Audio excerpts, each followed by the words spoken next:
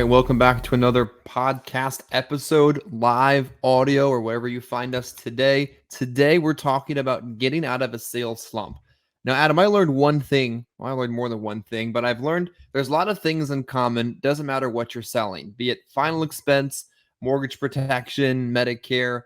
Anybody in sales, heck, even car sales, home sales, could probably find themselves into a sales slump. And I believe no matter what type of sales somebody is in, these slump busting techniques can probably get you out of that situation. And I might have done videos like this before, but I've never done them in long form content with you. So, you excited to talk about slump busting today? Yeah, it's such an exciting topic. Um, but you know what? It happens to all of us.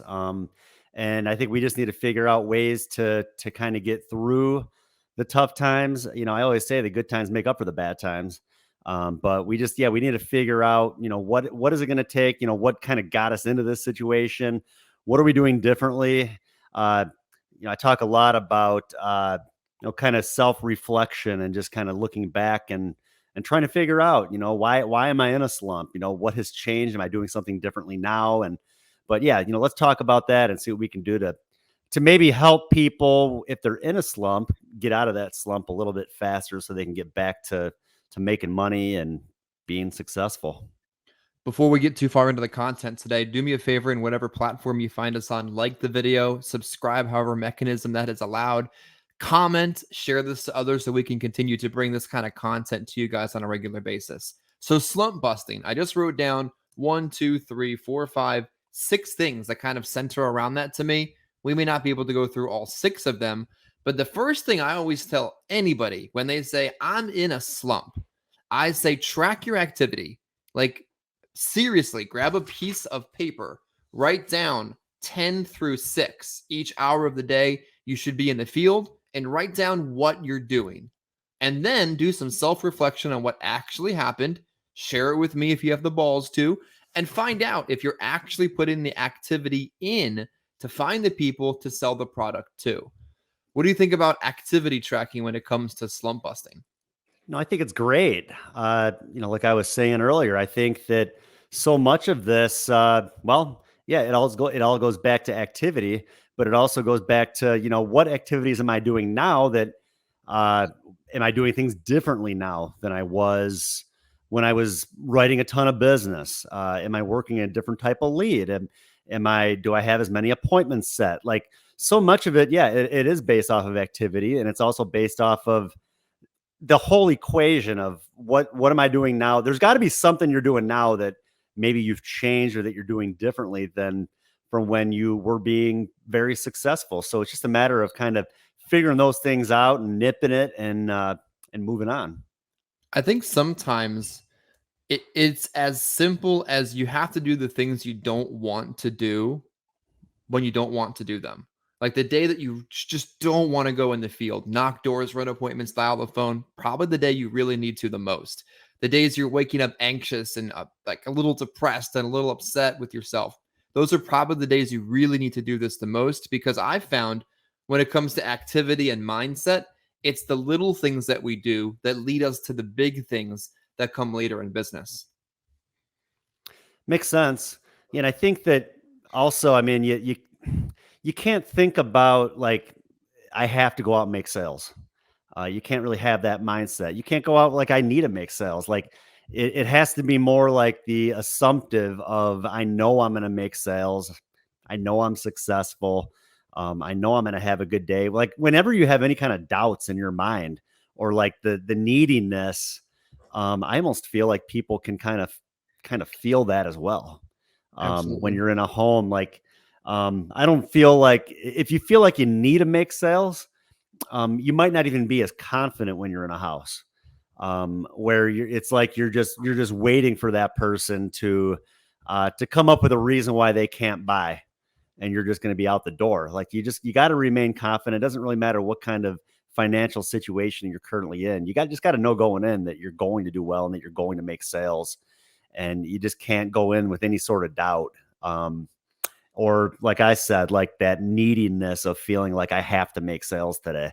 If I've gone out in the field with those feelings, like I have to make sales, I usually usually don't. I usually don't go home with anything because it's too much maybe pressure, I think, on my mind, of what I need to do rather than just having that expectation and knowing that if I just continue to do what I know I can be doing and has led me to be successful in the past, then I'm just going to again, remain successful. So and again, I don't feel like you can change things. You just got to kind of go back and reminding yourself of kind of what got you here to begin with. I think you don't need to make sales, as strange as that sounds, as we talk about sales in a sales podcast. I think you need to see people. Like the entire insurance business is built on formulas and predictability and math equation and numbers and sample size and analytics and other things like that start with the letter A that I forget its exact same. Actuaries, there it is. And actuaries. It isn't based on feeling, it isn't based on emotion, it isn't based on any of that that's stuck in between your ears. It's based on how many people can Adam see in 5 days to sell a certain amount of premium as a result of that. Because realistically, you're going to sit in front of 1 out of 4 people and stumble into business. And if you're really good, maybe it's 1 out of 3 that week. And if you're on fire, it's 1 out of 2. And if you're brand new, it's 1 out of 5. But it's about seeing people, not necessarily making the sale. Yeah, most definitely. So much of this is like you talked about activity. And, I was recently in a bit of a sales slump. I mean, I had been consistently writing anywhere from 6 to 12,000 a week in premium over the 3 days that I'm out in the field every week, and just kind of hit a bump in the road. And like I said, kind of have to look back and figure out, what was I doing differently? And a lot of it does come back to the activity. I'm still out, was out working. I was still doing whatever I could to get in touch with my leads. What were the big things that changed though? Well, I went from working direct mail leads where I had all these leads that were within 2-3 minutes apart from one another to Facebook leads where those leads were 20 to 30 minutes apart from each other. And so just right there, even if I didn't have appointments set, just right there, the different type of lead, well, time is money. I'm not going to be able to catch up with nearly as many of those leads as the direct mail that were much closer together. Even if I'm paying twice as much for the direct mail, well, I mean, I'm going to be able to get in touch with that many more opportunities within that one day.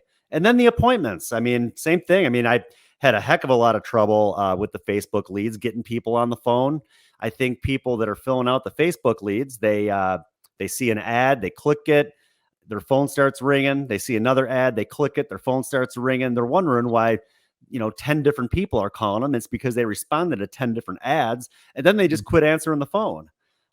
So, no appointments and then working leads that are 20 to 30 minutes apart, compared to people that were answering the phone on the direct mails because they replied to one card and they weren't getting hounded by phone calls. So much easier to get people on the phone, much easier to get those appointments scheduled. That leads to just having that structure in the day. Made a huge difference. So yeah, I mean, I'm kind of kicking myself in the butt for making that change, but I come back and realize again, I mean, we all kind of learn from our mistakes. And I learned if it's not broken, why try to fix it? Yeah, unfortunately, this business is extremely simple. What works works, what doesn't. And unfortunately, everything works once. Like even the worst idea possible works once in this business, but it won't work the second time. It won't work for another person. It won't work next month. And that kind of throws people off sometimes. They'll think to themselves, and this is an example of small sample size. Like, boy, I just bought these $6 underwear leads and they're the best. I sold 6 policies off them. I'm canceling my direct mail. I'm canceling everything. And I'm only working underwear leads. But it was a small sample size issue. It was overreacting to early success. And it's changing what we already know works. Like if you see other people doing something that works and you want it to work for yourself, do that thing. And I also wanted to think that a lot of times slump busting can really be easily corrected by recording yourself, like listening to what you're saying in the home. I know for a fact there's been times I've said some really dumb shit before, and I'm like, what am I saying? Like, this doesn't make any sense. or talking them out of a sale, talking too much in the sale, talking about something that has nothing to do with the sale. Like just put on your phone, put on the record feature, and record a presentation if you find yourself in a slump and see what kind of silly stuff that you might be saying. Yeah, again, it goes back to there's something that you must have changed if you were making a bunch of sales and you're doing really well, and then all of a sudden you're not. And if the activity isn't the issue, if you haven't changed your leads, if you're still sitting in front of a lot of people, well, then yeah, it's got to be something. And it could be the presentation. And I think that that's why it's also so important to have a presentation to kind of work off of, where you kind of stay on point throughout. And it makes it a lot easier to make those adjustments if you go back and listen and you kind of have that structure. All of a sudden you notice that you maybe changed a little something, that you're adding something maybe that you hadn't added in the past, and maybe you thought it was working, and now you realize that maybe, man, whatever I'm saying is actually hurting me more than helping me. But if you don't have that structure to begin with, and if all you're doing is winging it from one house to the next, I mean, how are you going to be able to fix things and make those sort of adjustments on the fly? Exactly. I got a question for you kind of halfway through our conversation today. If you're watching and you haven't liked the video yet, that's kind of mean. If you aren't subscribed, that's also kind of strange. And we really love your comments so that we know what kind of stuff you want us to continue to talk about. So like, comment, and subscribe however you're listening today. Adam, when you were just at your desk, just in a corporate capacity, you didn't need to go out there to produce, so that you weren't produced. There was just no need to be in the field at that point in time, versus right now, like you're in the field 3 days a week, every single week. Do you feel like your training is more relevant and more realistic than when you're just simply talking about something you did years ago? I think so. Again, because I can kind of go right back to current situations, current events. I think it's good to just kind of stay sharp, really, with any career or any position that you're in.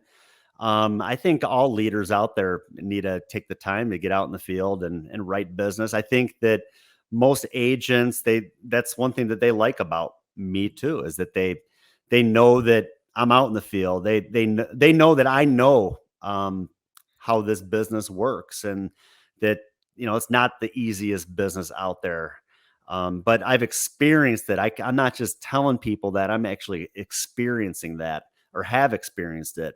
And I think that you're right. I mean, I think that there's a lot of companies where, I mean, you have people like in marketing departments that are putting presentations together that have never sold anything in their life. And then they're Mhm. pushing that into their field. Like, this is how you should do things. Like, how should you know that that's how we're supposed to do things if you've never done it yourself? But yeah, I think kind of staying relevant and relatable with current trends definitely helps with again with agents and those people out there, that they just know that you're kind of keeping up with things, and that the business not from the past, but you're still out there practicing it as well. I think it's so important, if you find yourself in a sales slump, to maybe find out if you've unplugged from some type of culture, community, or agency that's available to you. Because I feel like when people unplug themselves, their skill level decreases, their accountability goes down, their confidence decreases. Like, being around other people is exactly why the phrase "a rising tide raises all ships" is true. Your skills are better, your mindset is clearer, you're around other like minded individuals. I think sometimes if an agent is watching this and they're in a slump, they need to ask themselves, is it because I'm not surrounding myself with the right kind of people, or any kind of people at all?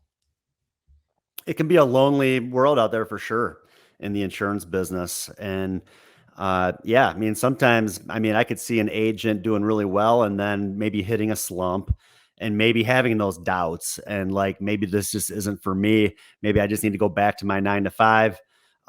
But if you have people that are there to support you and to help you, kind of keep you on the right track, I think it definitely makes a difference.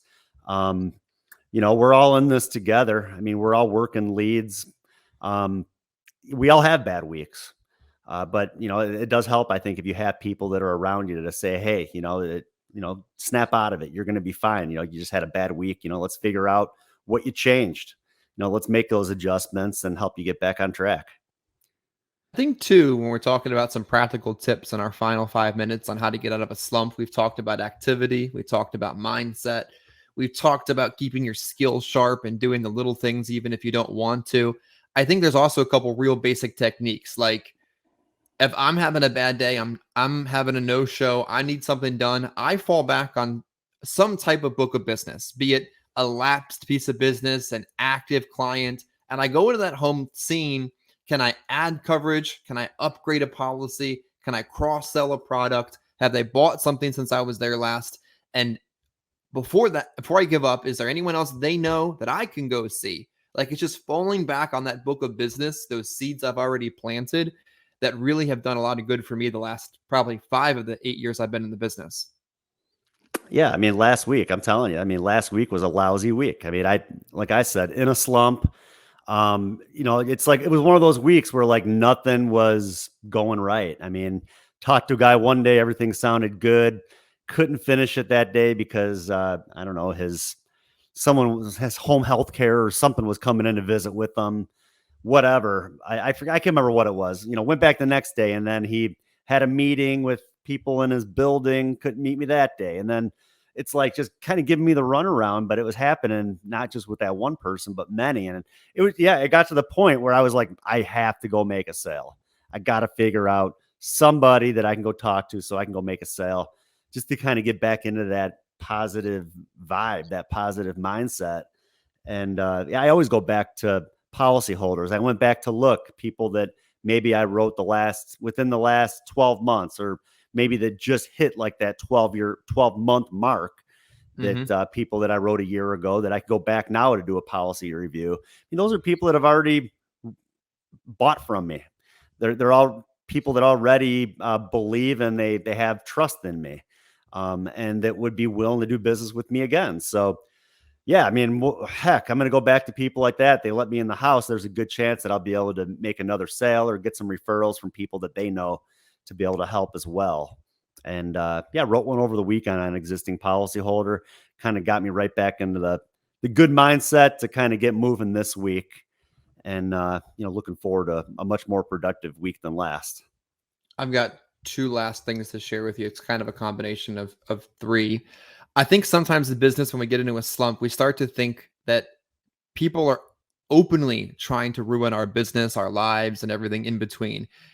When really, rarely, it has anything to do with you personally. Like, the world is too busy, there's too much going on and too much to worry about for someone really to be thinking, how can I really F Adam's week up? Like, what can I possibly do to make it harder than it already is? Like, realistically, the world is too busy for someone to be trying to mess you up most of the time. And I think sometimes we take things way too personal when it isn't a personal attack on us. No, it's right. I mean, Friday, I had, it was a door knock. It was a direct mail lead, and, got in the house, started talking to this lady. I mean, I was halfway through the application and her sister calls her and they start talking. Oh yeah, I'm with the insurance man. I'm taking out this policy. It's a whole life plan. I'm going to be covered with it forever. Like, she was like, I don't know, in her 50s. A $15,000 policy was like $43 a month. And her sister's like, well, you just took out that policy with that other company. It was like a term plan that cuts her off when she turns a certain age. And it was like $18 a month. And her sister's like, I think you're better off going that route. Like, you don't need that other plan. The $18 a month is just much more affordable. And I mean, after the week I had, I was so ticked off. Like, I threw my case when I got back into my car.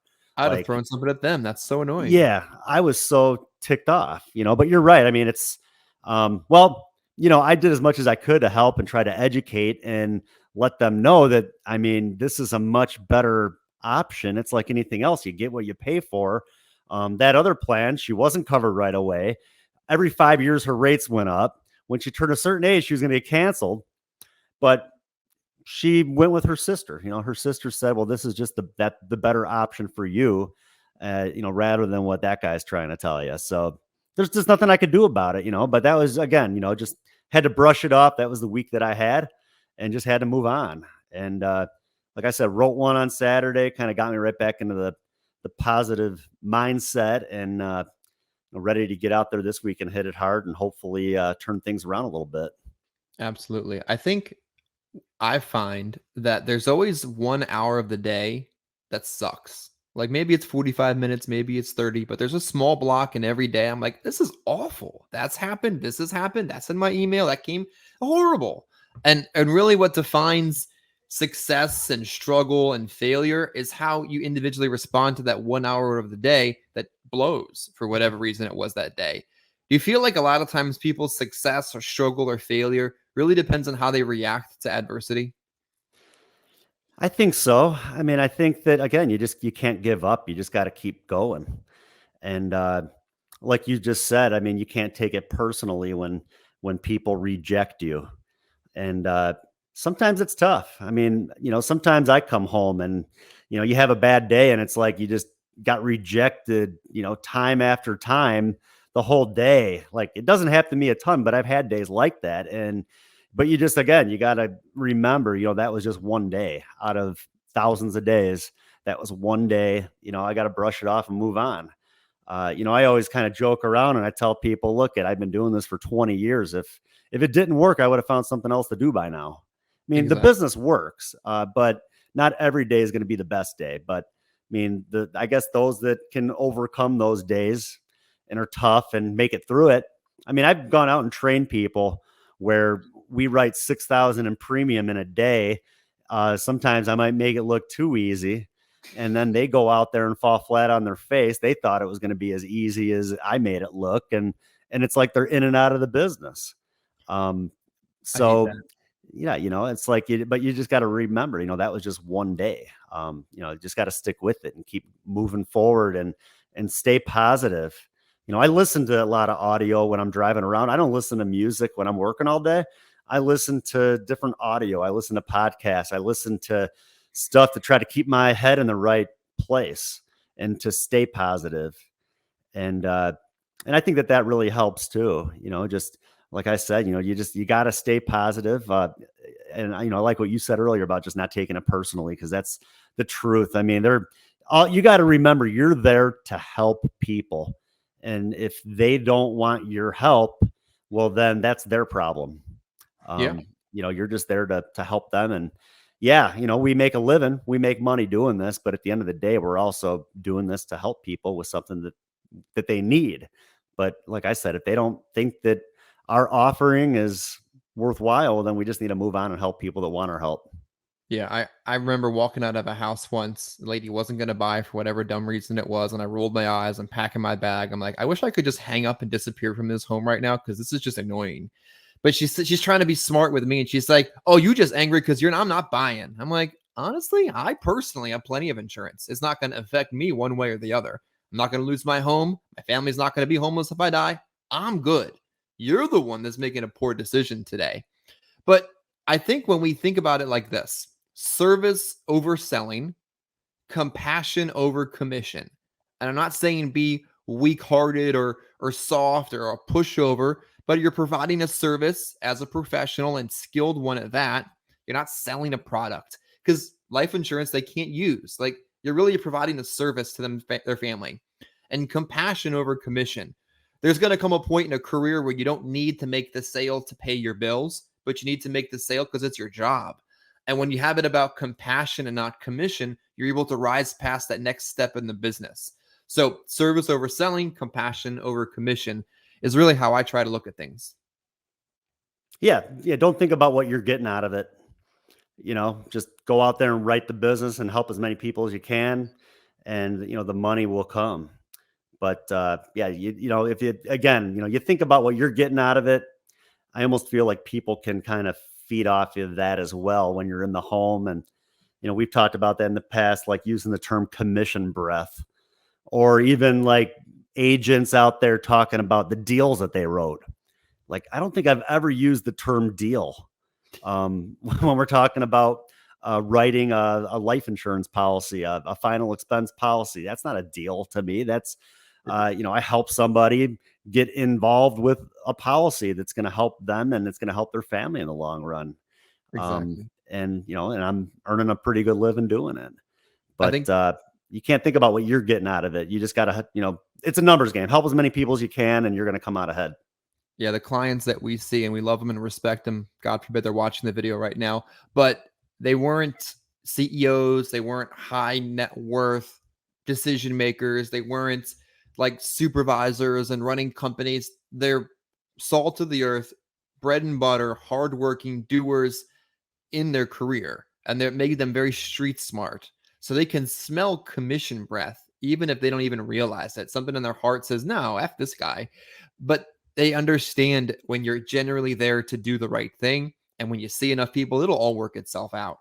So, Adam, before we wrap up today, any closing thoughts and then promote some of your podcasts and ways people can get some training? Yeah, I mean, like I said, I mean, at the end of the day, it's just a numbers game. The good days are going to make up for the bad. Do some self reflection, go back and figure out if there's anything that you've changed that maybe you didn't even realize that you had changed. Maybe go back, like I said, kind of look. I did a training a few weeks ago about how I wrote over $11,000 in 3 days. I went back and I watched that to try to figure out, what was I doing differently then that I went from having a week like that to the week that I'm having now. And so just little things like that. And hold yourself accountable. Realize that you are the one that's making the decisions that you're making, and any of the changes that you made at the end of the day, if you're not succeeding, you're the one to blame. You need to make those adjustments, and it's going to help you get back on track and get better. So yeah, that's about all I have on it. But and go back, if you've been in the business, go back to policyholders that you've written. Even if you just wrote somebody a month ago, if you're new to the business, go back to them. Mrs. Jones, I was here last month. You probably got your policy by now. You took out the 15,000. You pre-qualified for 35,000. So would you like to take care of that today? I mean, there's sales even with people that we just helped. If you're brand new, again, now they know that what you went over with them the first time is accurate. Everything happened that you told them what happened. They got their policy, they're covered, and they might even trust you a little bit more now to do additional business with you. So, but yeah, that's about all I have. Just again, activity, and just do what you can to try to stay on the right track. Yeah, I can definitely validate. For the while, I sold a carrier that you have to deliver the policy, and if you didn't deliver it, you didn't get paid. Or if you didn't return the delivery receipt in that particular state, they canceled the policy. So I delivered, and I delivered a lot for a year, really seeing what there was value in that as a personal producer. And I found out of 1 out of 4 people, I could actually get small increases. We're not talking another $30 a month, but I could turn that $10,000 plan into 12.5 or 12.5 into 15.